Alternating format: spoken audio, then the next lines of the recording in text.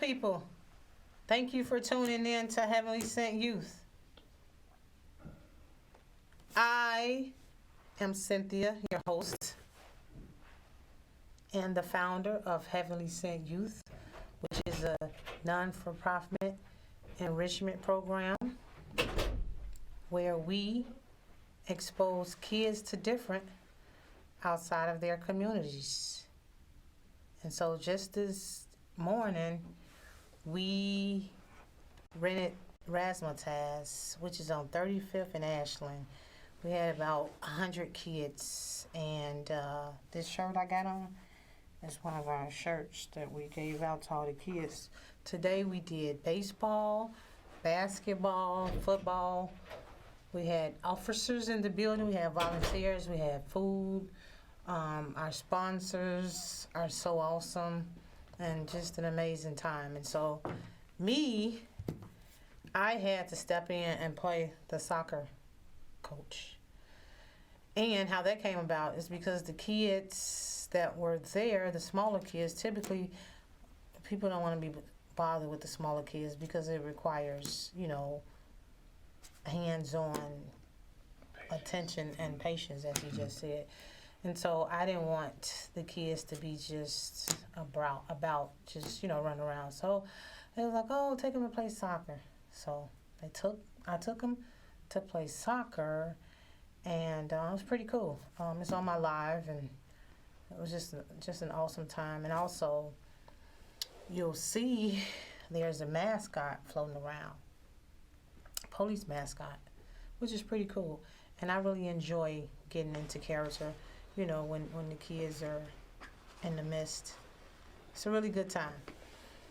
And so I put the mascot on, and the kids enjoy it. It's a friendly officer mascot, pretty much changing the narrative, letting the kids know that all police aren't bad. And even with the smaller kids, it's a conversational piece for them, if I should say. They see the mascot, and some of them are typically intimidated. And so I've learned from my long years of dealing with kids, you have to allow kids to be comfortable and kids to approach you as opposed to you approaching them. So I got this big old mascot on, I got this big old head, and I'm running up to the kids like, hey, kids are scared. So therefore, I learned long ago that, again, like I just said, you got to have the kids to come to you, and then they warm up. And then guess what? I'm the coolest person in the place. So, with that being said, this guy sitting next to me is a friend of mine. We actually grew up together, and I'm so proud of him. I'm so proud of him. He's just been turning heads and just been doing some awesome things. And so I'm not going to tell his story. I'm going to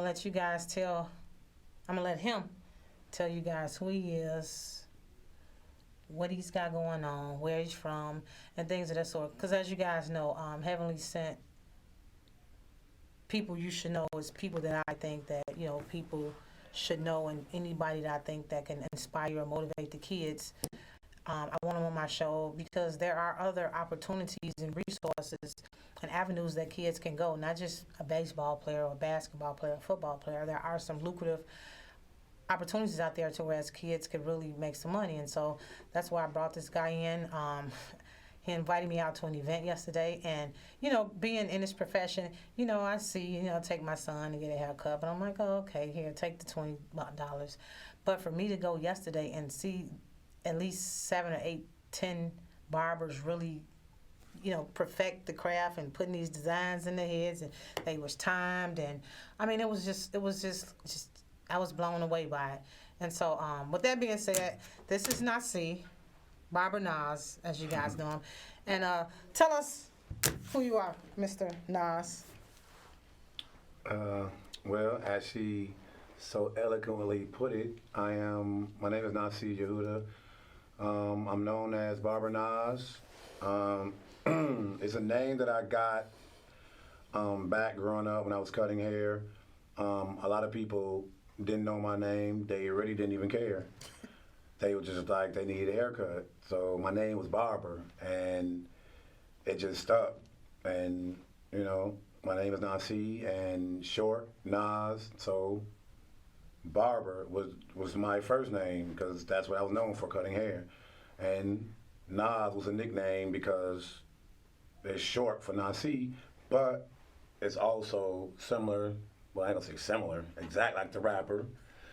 So it was only fitting to give me the name because, you know, as the rapper Nas is, he's a conscious rapper. He's the truth, and so I'm the truth on the Clippers. So I'm Nas 2 times. You know, it's my real name, and it's like kind of like a compliment to be, you know, included in something that's great as somebody like as far as a rapper that's, you know, trying to educate through music, stuff like that.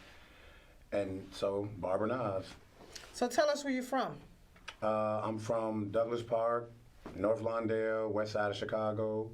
I grew up 3221, 13th and Troy, pretty much. Now, he being nice, y'all. He not telling y'all who he really is. But this guy has, you know, every time I'm on social media, he's won all these awards, and you know, he works for some name, some name. How do you say it? Some name brand or Yeah. yeah. Tell us, because see, I want the kids to know, you know, what you do, how you do it, and the Right. different avenues that they can go in regards to what you're doing. So you're not just a regular barber, because like I said, I went to an event last night, y'all, and you know me, I'm gonna talk, and you know, I'm gonna network with people, and everybody that I had a conversation with. I mean, I talked to a guy from Kansas, I talked to a guy from New York, I talked to a guy from Downers Grove. I mean, everybody that I made conversation with. And when I, you know, asked them who they was and what they doing, and I was like, do you know Nas? They're like, yeah, we know Bob and Nas. And so I was like, man, that's what's up. I mean, it was a diverse community of people, and that says a lot about you. You know, any times that you can go outside of your comfort zone and put yourself in a whole different arena of people speaks volumes. And so, like I said, he's got all these different awards. He's competed in all these different showcases, and he's got a cool like a little commercial type thing on social media. I think he mentioned that he worked for Walls, which is the top clipper, right? Yeah. So, Wall Clipper Corporation. So with all that being said, how were you able to get your way around in that arena? I mean, as far as getting yourself out there, because you know, like I said, you're not just a barber anymore. You're an educator, and you're ambassador for top name True. companies. So how does that work? Pretty much, at the end of the day, everything, no matter what you get in life, it comes from hard work, you know. I mean, a lot of people don't really want to put the work in to get what they want. Like, hard work really never goes unnoticed.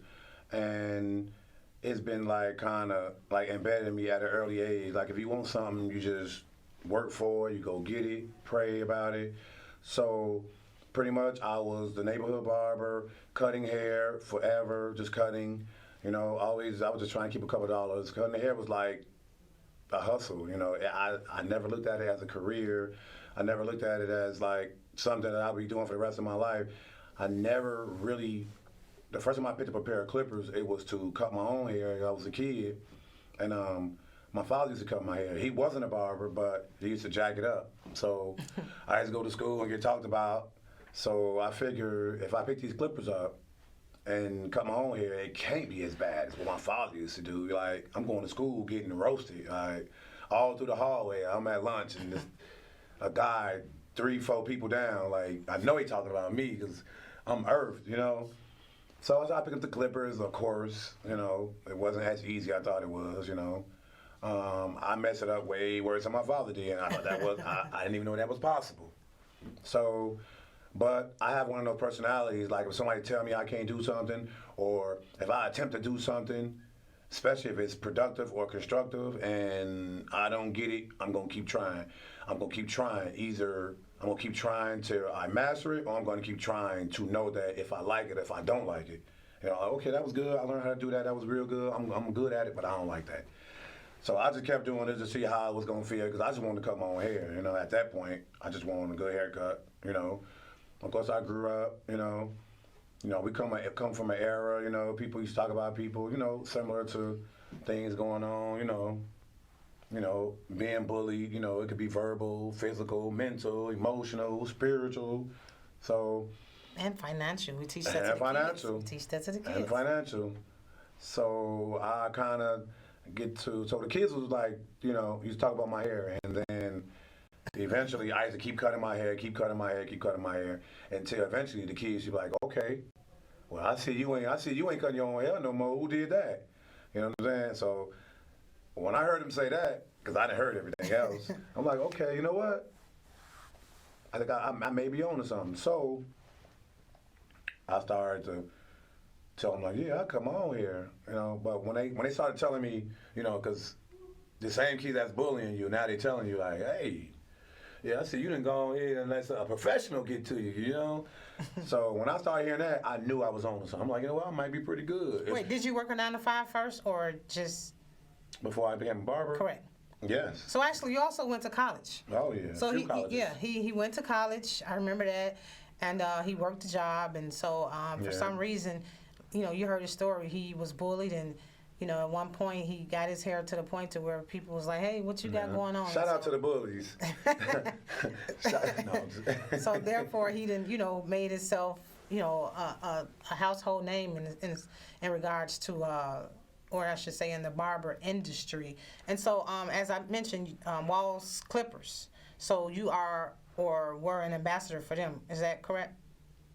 Kind of. Okay. I'm a educator. Okay, and what exactly does that mean? What that mean is just like yourself, but I just teach hair cutting. So when I teach people how to cut hair, I use their clippers. Oh wow. So you go into a setting of people, and you do what you do, but using their clippers. Right. And but when it's yes, only when it's got something to do with the company. Okay. So like an industry event, or like a hair show or something like that. If I'm on the stage doing platform work, or I'm doing a class at Salon Centrics, I use their tools. I pretty much use their tools all the time because I work for them. Okay. I mean, I'm honored to be a part of the team. So once you're a part of something, you have to know the ins and the outs of it. So I feel like it would be an injustice to them, and I would be cheating myself to be using all these other different brands. I want to be able to master, because they took a chance on me, so I'm gonna give it back. So. I can tell them, so I can use their clippers and be like, you know what, these do that, something that they probably never heard from another educator, because I'm different, So I bring something different to the table. So cutting hair, got my barber license eventually. It started off with me just working a job and just getting on the bus, and I'm factoring in the time, and as soon as I get me a car, all the traffic that I'm spending, the money that I'm spending,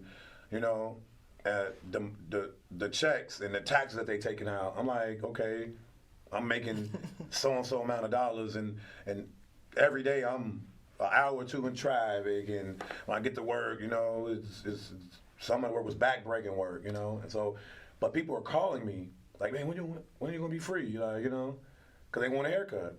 So I started, okay, so if I get out of work at 3 o'clock and I make it home about 4, and I cut hair to 9, 10 o'clock, and I can make $60, $70. That's $300-$400 a week. That's what I make on my job. So if I cut hair full time, I can double that. So do you have your own shop? Yes. Where's your shop? Shop Madison Street Barbers, 2429 West Madison. And how long have you been over there?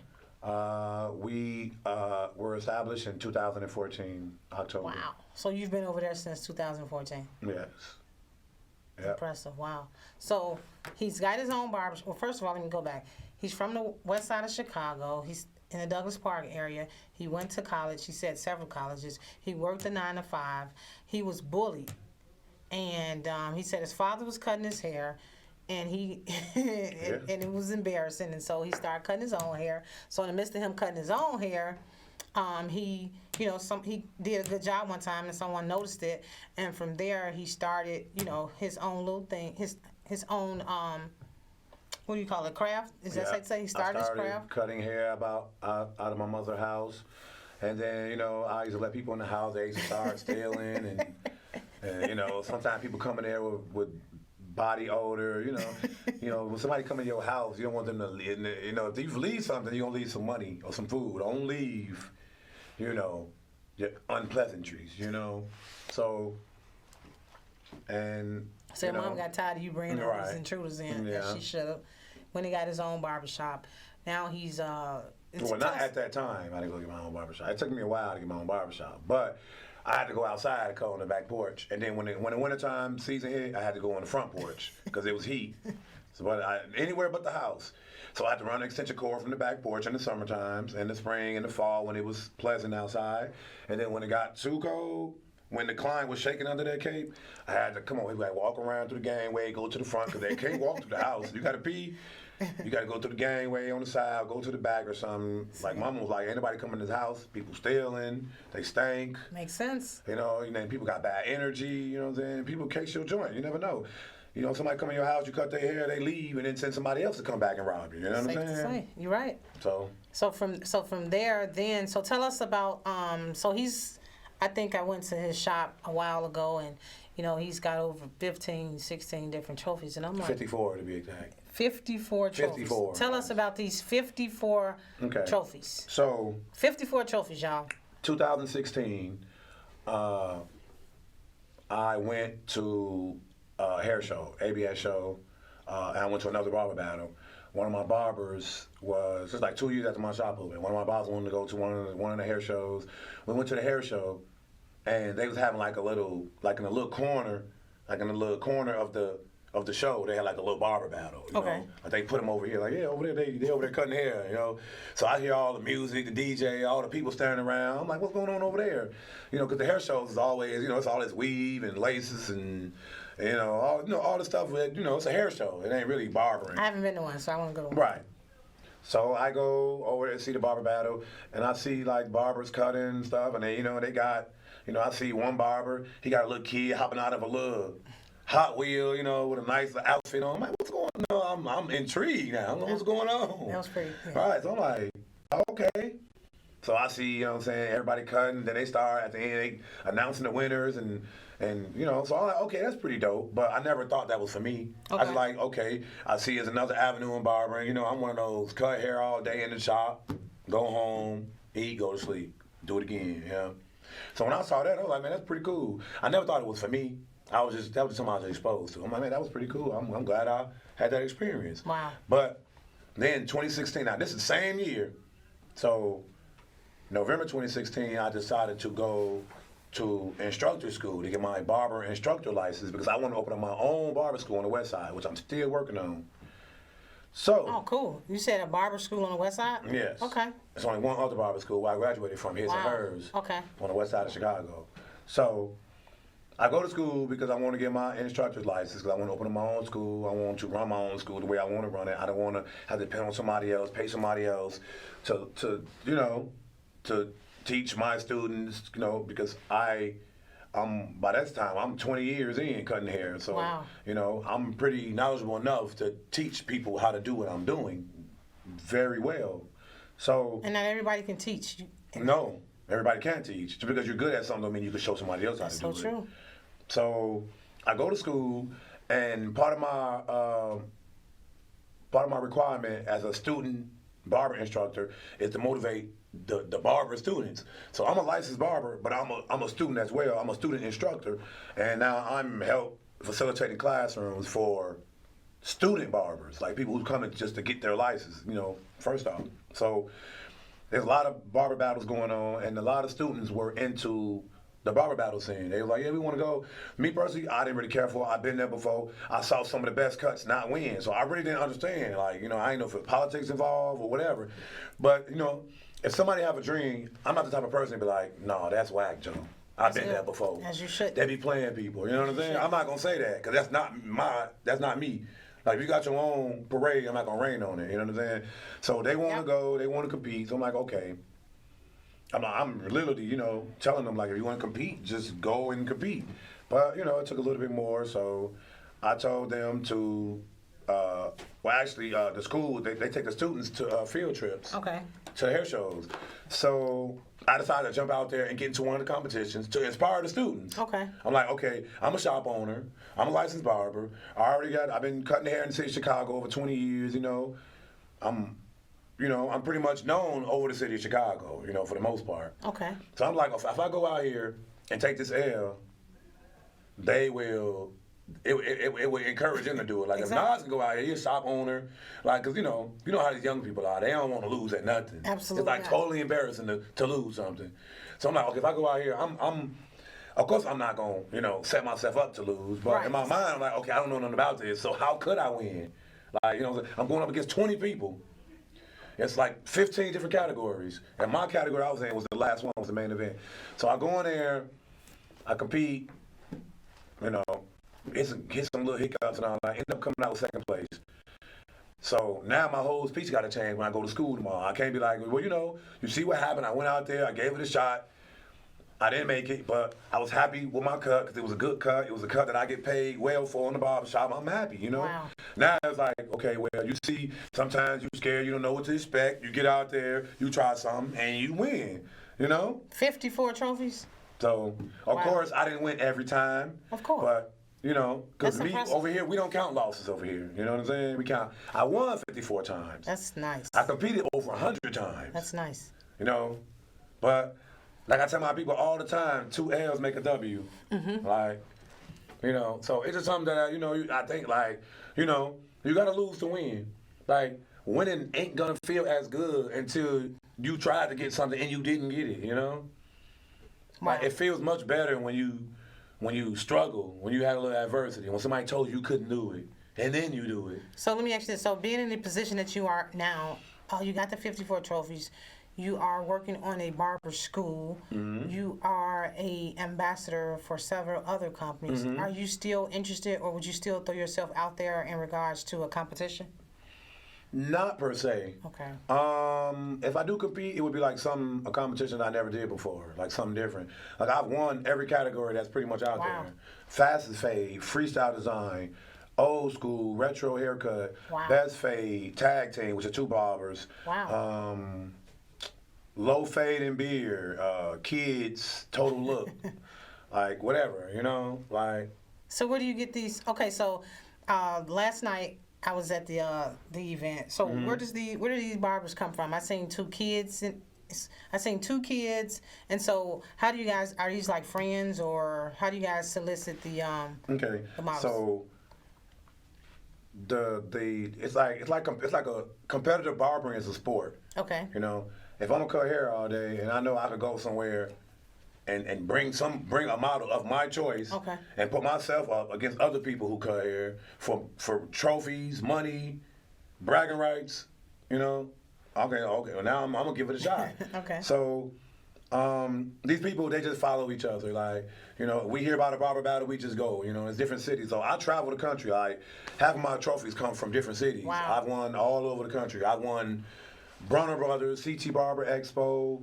So give us some states and places you've been. States that I've been Indiana, Ohio, Iowa, Minnesota, of course here, every damn near every show here. Wow. Texas, Connecticut, New Orleans, Atlanta, Georgia. I've won in every one of these states. Wow. Yeah. You've got more trophies than the average athlete. Yes. That's impressive. Thank you. So what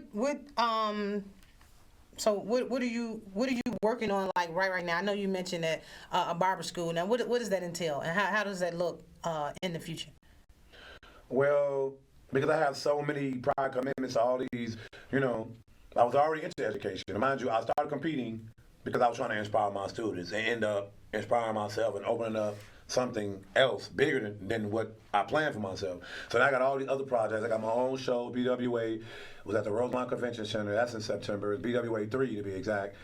So the school got derailed a little bit because I got so much other things. Now I'm like one of the top barber judges that judge barber shows in the country right now. I do mentorships. I do competition coaching. Like if you're a barber, you want to cut hair, you want to get into competing, I teach people what to look forward to, Wow. how to prepare yourself mentally, emotionally, physically, financially.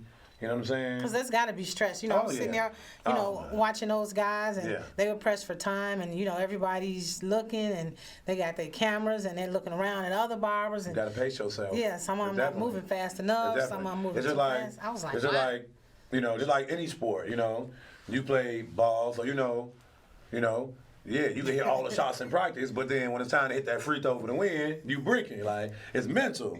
Exactly. You know what I'm saying? Like, you got to do that in the game. You know what I'm saying? So if I figure if I could go from the barber shop and cut all these people and all my clients are happy, why can't I do that around other people for money and trophies and prizes? It's just focusing and just getting better every time. Like, trying to better myself and not trying to be better than anybody else. Like, when you compete, when you're competing in anything like sports or anything that's competitive, where it's for money and trophies and all that, at the end of the day, you have to get better every day. You can't look at LeBron or somebody else and be like, I want to be better than him one day. You have to be better than who you was yesterday. If you're not getting enough sleep, you got to go sleep early. If you're not, you're not getting enough nutrition, you got to start eating better. Wow. If you're not the best team player, you got to pass the ball more. You know what I'm saying? You have to make yourself better to make other people better around you, so we all can win together. So we can all be inspired by each other. We can all be motivated by each other. And we all win the championship. That's what it's about. And even yesterday, watching some of the equipment that they were using, some of that stuff looked pretty pricey. No, yeah, Clippers are not. I mean, Clippers is as high as $500, $600. Wow. Yeah. So let me ask you this: so how many clippers do you have in your kit? And my kit, what I cut at in the shop, I have about 10. And you do use all 10 on one person's head? No. I use between 3 to 4 clippers on different people. So I have different clippers that's good at different things, different type of textures of hair, different type of fades, Impressive. different shape up, different, I got these clippers that cut beards better. I got these clippers that cut afros better. Got these clippers that cut straight hair, which is also known as round cell. Flat cell hair is, kind of like, curly texture hair. Okay. So I got clippers that specialize in different things. But because I work for a clipper company, I get these things free of charge. Whenever they drop a new release, they give them to me before they drop them so I can test them. And most of the time, I'm helping them put the clippers together. So I'm also on the team with Wall, and I help them. Right now, we're working on new things, and I help them because I've been fading and cutting hair over 30 years. So I help them. I'm helping them. As me, as everybody else on the team, we're helping them and contributing what we know to bring a new and better product, to compete with the other things. So with the 10 clippers that you just named, and then you just gave different types of hair textures, so it's safe to say that you don't just cut African Americans' hair? Yes. Cut all textures. Impressive. Mm-hmm. So let me ask you this. So by your shop being in a predominantly African American community, do you have other ethnicities coming to sit in your chair? Yes, I do. I have all ethnicities as clients. What about celebrities? You got any celebrities? Yes, I also have celebrities. I cut Deion Bush from the Bears. I cut Leon Rogers. That's on WGCI 107.5. That's like my big brother. Shout out Leon. Yeah, I seen Leon. He did one of my friends' show. I was like, Nas told me to tell you how. He was like, yeah, that's my guy. He cut my hair. Mm-hmm. That's my big brother. He's he kind of he been doing this a long time. So when I talk to him about certain things, like whatever, just grown man stuff. He's older. He's been through everything I've been through. And wait, so these guys come to your shop or you go to them? They both. Oh, most cool. of them come to the shop. Hannibal Burris. Okay. I cut Hannibal Burris. I cut Tim Meadows. I think I said him. Right now, that's what I got right now. So how do these celebrities or people in the spotlight, how do they find you? Most of the time, it's word of mouth. Okay. Because they know people that know people. So when somebody's looking for a good barber, nobody's not going to recommend a barber that's lazy or, personal hygiene is off or, you're going to come up to, you're going to cut my hair high every time and, and you're going to be tripping. Important. You got a bad attitude, you're unprofessional. So because people know, because I also go to different cities and I cut hair. Okay. I went to different cities and used people from different cities, like strangers I never met, and won trophies. Oh, nice. So when they know that you can go to a different city and use a random person that you find in the mall and still bring a trophy back home to Chicago, that means you can cut a celebrity, you can cut anybody. That's you know what I'm saying? So people refer me like, okay, this guy's dedicated, he's always at work. I get referred to by other people's clients because they go and they barber not even at work, and they always see me at work. Oh yeah, go to him. I mean, this is my barber, but he's always there.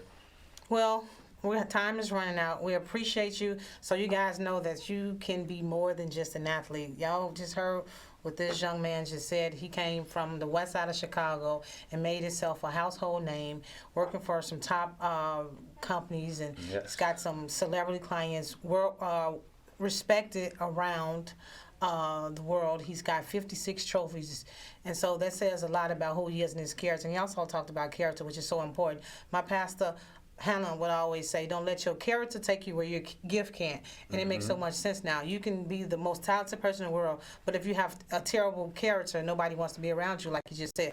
So with that being said, Nas, we appreciate you, and I'm looking forward to you coming to cut some of my boys' hair, to show them a craft, to give us some clippers so we can start doing some little stuff in-house. We appreciate you. Thank you, KNTV, for the platform.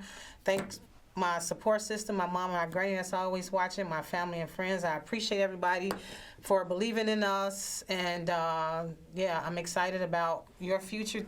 You know, it's a pleasure to know you, because you came from the same neighborhood that I came from. So to see that you're moving brings a smile on my face, because so many of us don't make it. So many of us get stuck, and so iron sharpens iron. So I appreciate you. Again, thank you, KNTV. Until next time, you guys, thank you for tuning in to Heavenly Sent People You Should Know.